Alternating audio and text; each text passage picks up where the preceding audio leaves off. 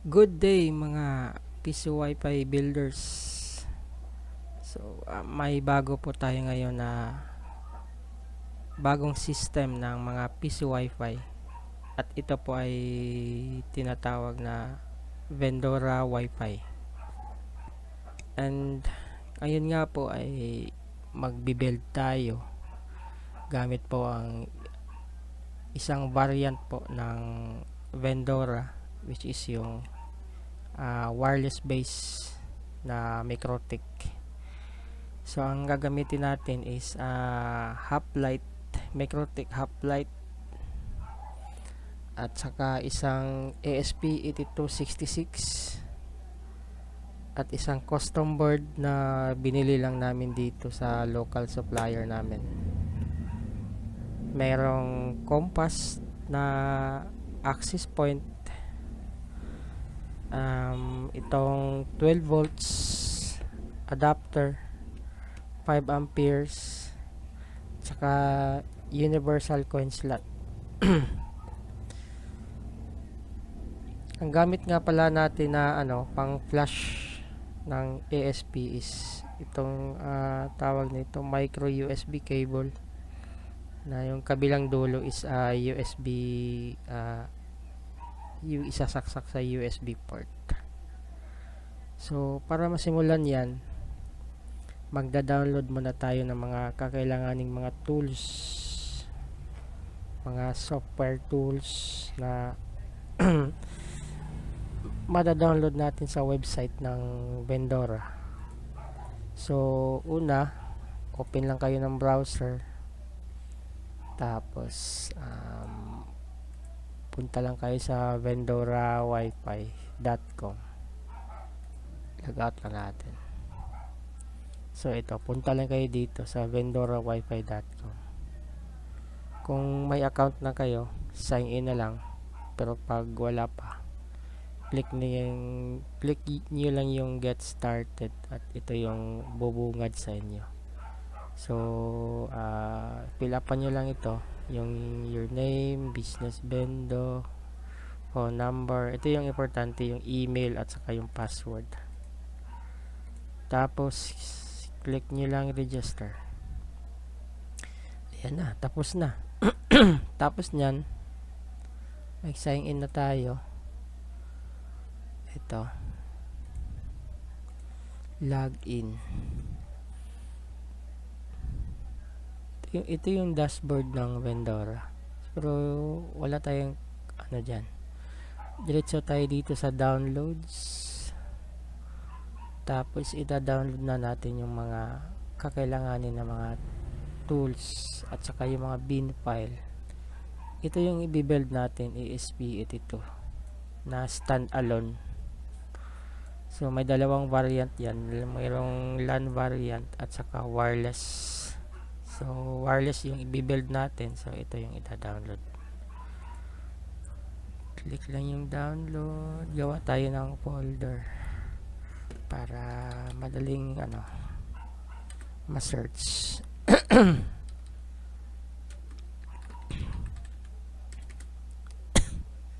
Ayan, save. Tapos after ma-download yung firmware, hanapin lang natin yung flashing tools. Ayan. Ito yung pang flash ng Node MCU. So download natin. Next is yung driver ng 8266. Ayan. Download and save. Tapos nyan, since MikroTik yung gagamitin natin, so download din tayo ng script. Kung may Winbox na kayo, so di nyo na kailangan ito. Pero pag wala, open nyo lang tong link at magre-redirect yan sa official website ng MikroTik. May Winbox na kasi ako. Check ko lang yung Winbox. Ayan. So may Winbox na tayo, so di na natin kailangan yan. Ito na lang script sa standalone, yung wireless kasi, at saka isa lang yung script nila. So downloads lang, save. Tapos ito, wag na nating isama to kasi multi-vendor yan eh. Ito hotspot file. Ayan. Okay. Tapos na tayong mag-download ng mga files. Check lang natin para sigurado. So, ito yung driver, ito yung hotspot, ito yung flasher, ito yung REC file, ito yung bin file. Ayan. So, ang first natin gagawin is magko-configure tayo sa Hoplite, sa MikroTik Hoplite. Sa Vendora Wi-Fi nga pala, di mo na kailangan daanin pa yung mga maraming setup ng MikroTik kasi meron ng REC file po. I-upload na lang. Tapos na yung trabaho mo sa MikroTik. So, let's start. So, dito open tayo ng Winbox. Tapos click lang natin itong open muna natin yung old config ng MikroTik para i-reset natin. So, para i-reset siya, dito sa system, tapos itong reset configuration. Tapos check nyo lang tong dalawa, itong no default configuration at do not backup. Then click reset configuration.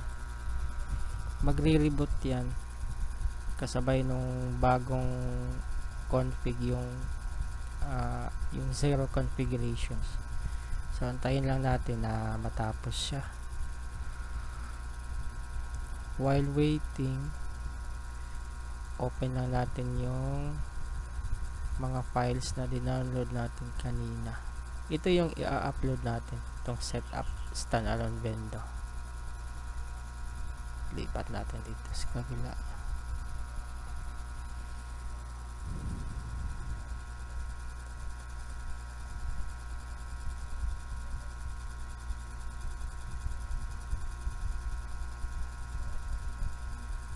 Ayan. So, malalaman natin na na-reset na siya is wala ng IP dito. So, open lang natin. Wala ng password yan. Connect tayo. Then, yan. So, ganyan yung lalabas.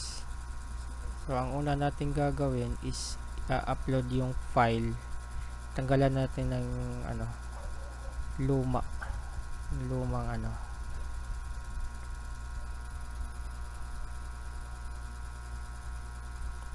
itong REC file lang yung i-copy natin. Drag lang tapos lagay natin dyan. Ayan.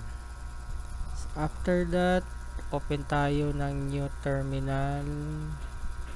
Tapos i-import na natin tong config na to. So, type tayo dito, import file tab, then S, tapos tab lang. Lalabas na yan. Then press enter. So magsa-success yan. May lalabas yan dito na successful yung pagka-import. Ibig sabihin yan, okay na yan. Yan. Script file loaded and executed successfully. So yun na. Tapos na ang trabaho natin dito. Pero itong hotspot, papalitan natin yan. So, delete natin. Click lang natin itong folder. Tapos, click natin itong remove. Tapos, dito, yung dinownload kanina, extract lang natin to. Extract. Ayan. Ito. So, kapag yung gamit nyo, yung WinZip, yung sa Windows na extractor, baka magkamali kayo. Yung folder na hotspot, napapaloob pa yan ng isa pang hotspot na folder. So open nyo lang para ito yung ma-upload nyo. Ayan.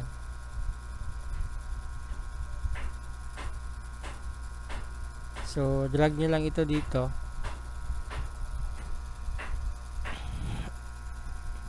Ayan. So may hotspot na yan. Then close na rin.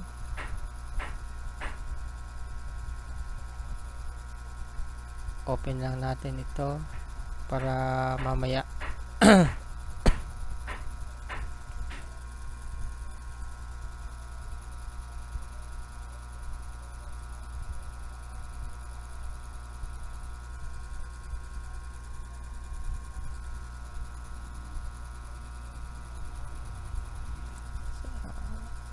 okay.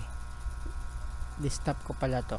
So ito yung ito yung template ng Vendora. So ito dapat yung lalagyan natin ng MAC address na nanggagaling sa ESP. So waiting yan kasi nga hindi yung tama na MAC address na nandyan. Napapansin nyo 012345 yan. Ayan. So punta na tayo sa flashing. Magpa-flash na tayo ng Node MCU. So pag nagpa-flash tayo, make sure na na-install na natin itong driver ng USB. So double click lang natin, tapos run lang. Ayan, install.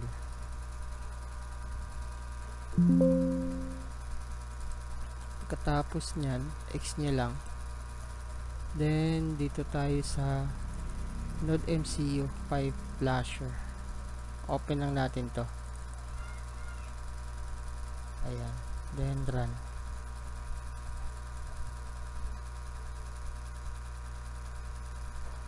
So lalabas ito. So dito sa Node MCU, itong micro USB,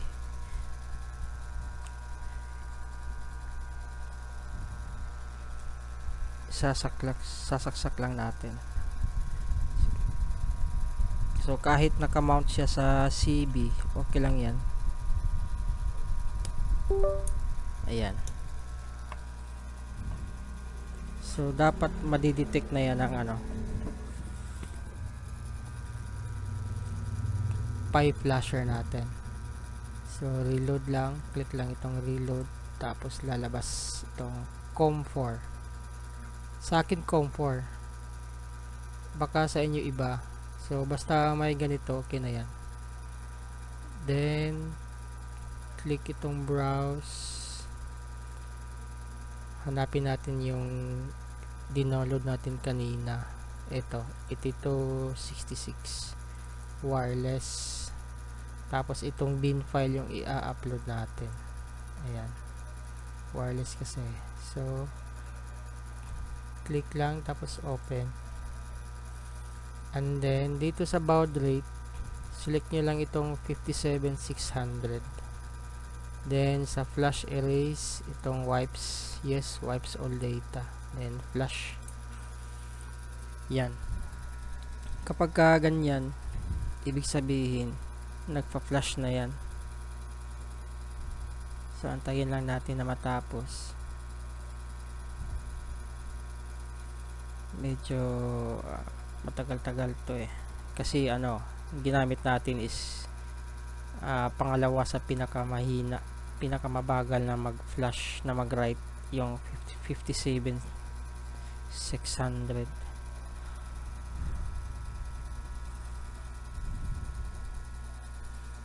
Antayin lang natin. Nasa 47 yung writing, 52%.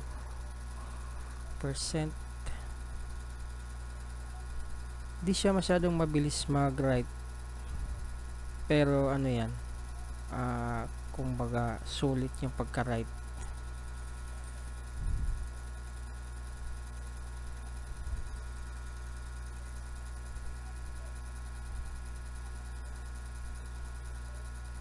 Ayan, 95% na.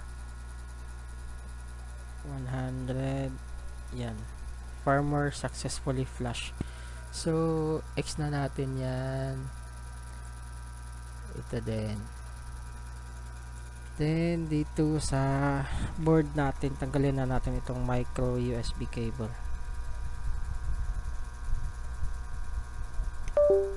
Ayan.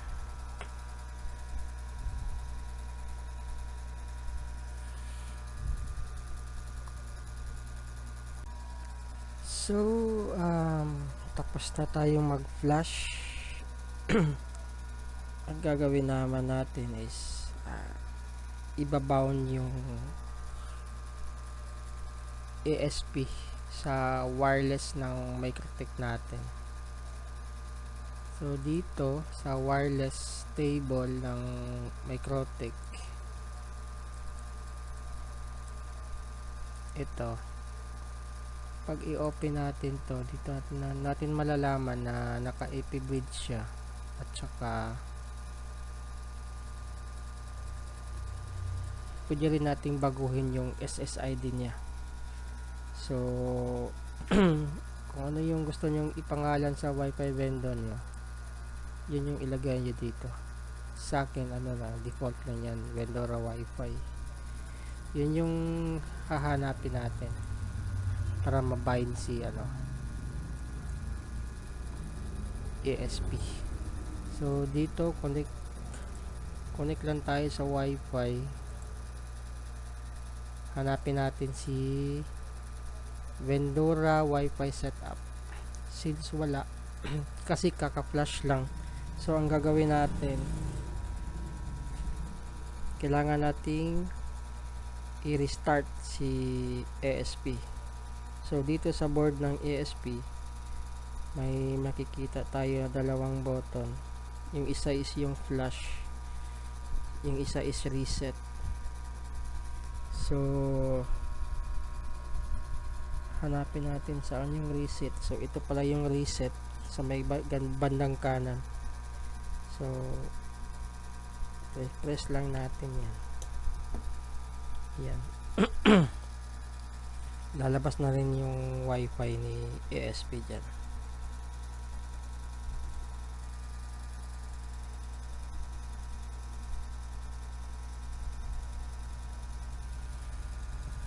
Check natin dito ulit.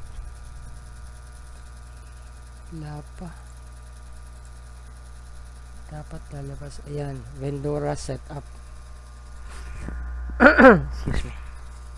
So open natin to, connect tayo dyan. Yung default password nga pala nyan is Vendora 1234, small letter lahat. Ayan, connected now. Once connected na, open lang tayo ng browser, tapos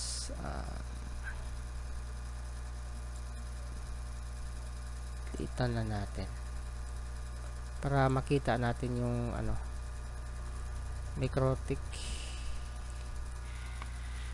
So dito sa search bar, type tayo 192.168.4.1. yan yung IP address ng ESP pagkatapos niyang i-flash.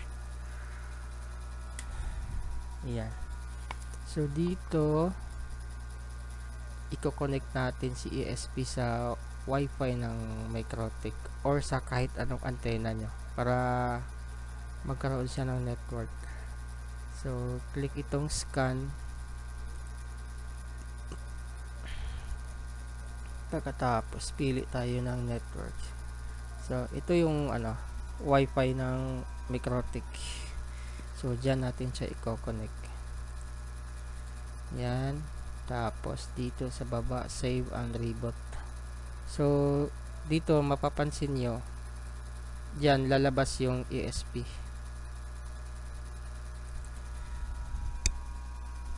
Then after nyan, X nyo na para makikita nyo. Yan. So lumabas si ESP ito. Ito yung ESP. Ito yung kukunin natin, yung MAC address, at ililipat natin dito. Tapos tatanggalin natin yan.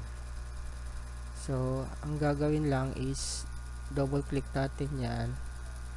Tapos double click din natin to para mag highlight. Then right click, copy, then X nyo lang. Tapos since naka highlight na yan, so remove na yan. I-remove natin yan. Tapos ito yung template, dito natin yun ilalagay. So dito sa MAC address, palitan natin yan, then click apply and okay. So waiting pa yan kasi nga hindi pa yan na bind. Punta tayo sa IP, then hotspot, then ito IP bindings, dito siya makikita. So double click yan, paste pa rin, right click and paste yan, then click apply and okay.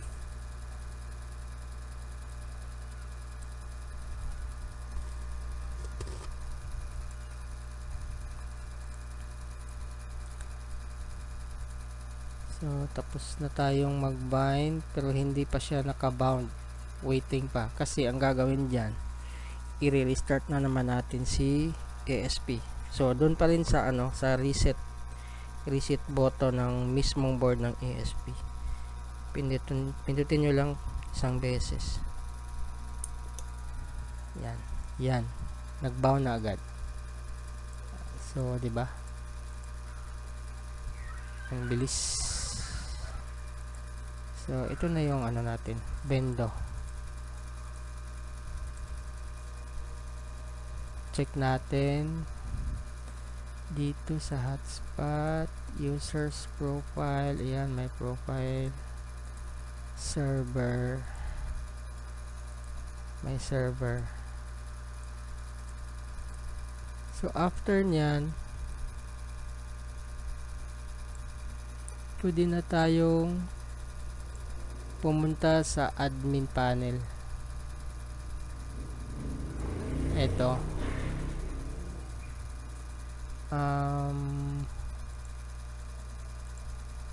ito ito yung admin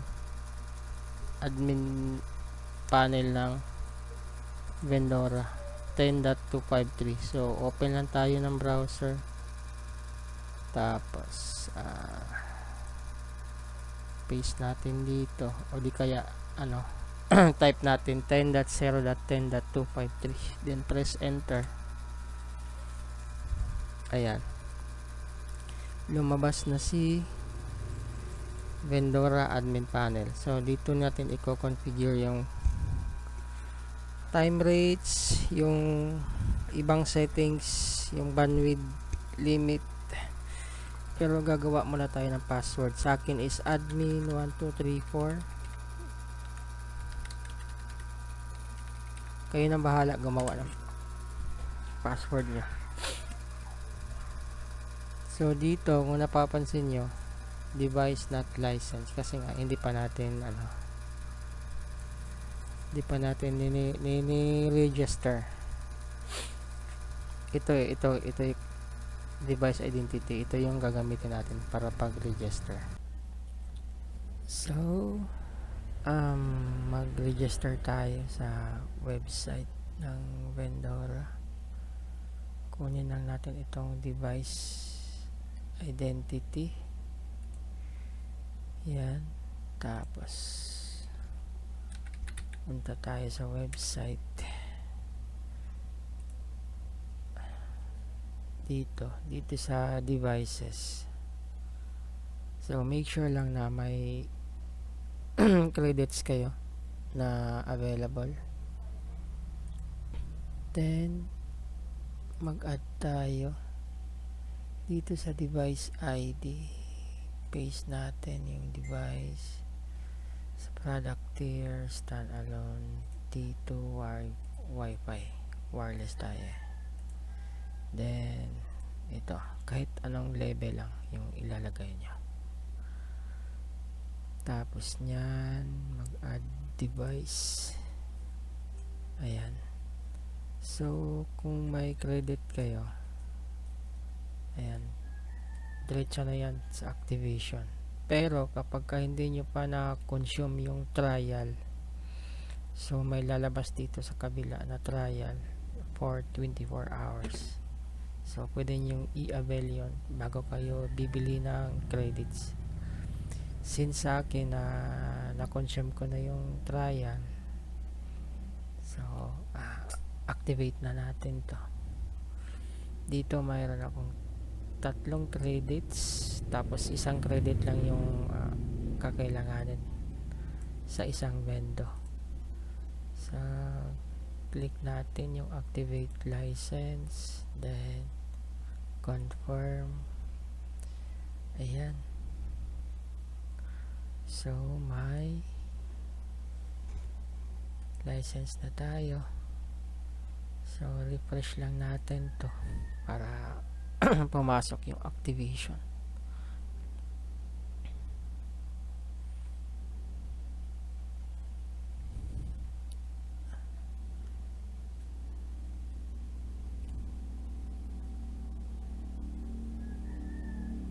Antayin lang natin na magpopulate dito. Ayan.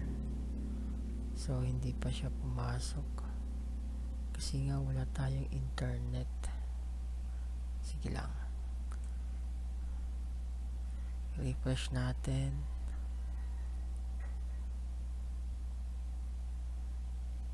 Antayin lang natin na magpopulate dito.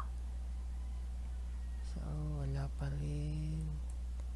Check natin dito sa tools, restart natin yung system, test muna natin yung router. Ayan, so okay yung router, nakakontakt ni vendor. Restart natin si Node MCU para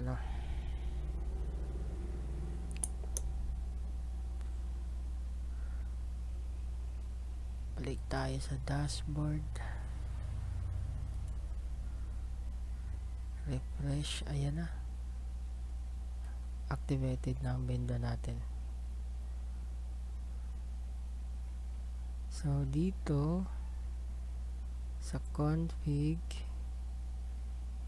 ayan, ito binago natin to kanina. Ginawa natin 4 Mbps yung upload. Yung default kasi niyan is 3. Tapos dito yung vendor name, wag nyo lang yan, dito pwede nyo baguhin yan. Dito sa GPIO pin map, ito yung pagtitest kung tama yung wirings natin sa coin slot papuntang CB. So kapag pinindot ko to, iilaw si coin slot, magpa-power on yan. So try natin, tapos may lalabas dito na notification. Try natin. Ayan, coin slot powered on, tapos nag-ilaw din yung coin slot. So meaning okay yung wirings natin. So huwag kalimutan pagkatapos yung i-on, i-off din. Ayan. Dito naman sa rates, ito yung rates. So kayo nang bahala na i-adjust ito according sa anong gusto nyo. Pwede ding mag-add, basta wag nyo lang kalimutan mag-save. Dito sa custom vouchers, dito tayo gumagawa ng vouchers. So like for example, gagawa tayo ng 2 hours Then yung validity niya is 4. Tapos yung price is pagpalagay natin 10 peso. So mag-generate yan. Depende so ilan yung quantity. So maximum nito is 10. So ngayon yung gagawin natin is 1 lang. So depende na yan sa inyo kung isasali siya sa sale. So click natin tong generate voucher. Eto, lalabas na. Ito na yung voucher. Tapos dito sa tools, okay na to. Dito pala sa failed voucher generations, minsan may mga naghuhulog na hindi nabibigyan ng voucher, yung mga umaangal na nawawater daw yung pera nila, pero hindi naman. So dito mo makikita kung nagsasabi ba sila ng totoo. Tapos dito sa hardware, ito yung paborito ko, si Pulse Finder. Ito kasi kahit anong custom board na gagamitin natin, pwede kay Vendora kasi nga meron siya nito. Malalaman natin kung anong pin ang ginagamit ng custom board na binili natin sa pamamagitan nito. So pag i-click ko itong start listening, tapos maghuhulog tayo ng coins sa coin slot, lalabas dyan yung default na coin pin ng coin slot. So start natin. Ayan, hulog tayo ng piso.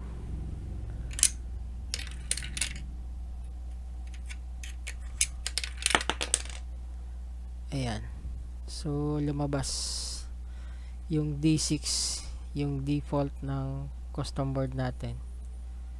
So ibig sabihin yan, kahit anong klaseng custom board na gagamitin kay Vendora, hindi problema ang paghahanap ng Pulse coin. So dito apply natin para ito yung magiging default. Ayan, confirm lang. So dito na yan papasok. Ayan, D6. Ito naman yung sa power, D7. So save natin. Ayan na, tapos na yung coin slot natin. Punta tayo sa portal. So type natin 10.0.10.1. Yan yung default portal ng Vendora. So ayan na, may portal na. Insert coin agad para mabilis. Ulog tayo ng piso.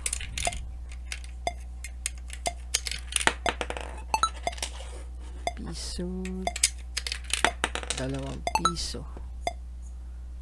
Then done paying. Eto, huwag yung kalimutan i-copy yung code para may backup. Then connect.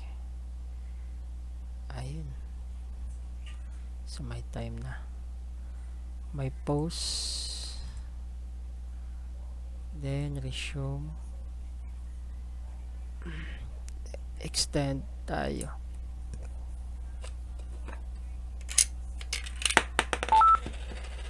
Ayan, add time. Tapos so ito na yung vendo ng Vendora.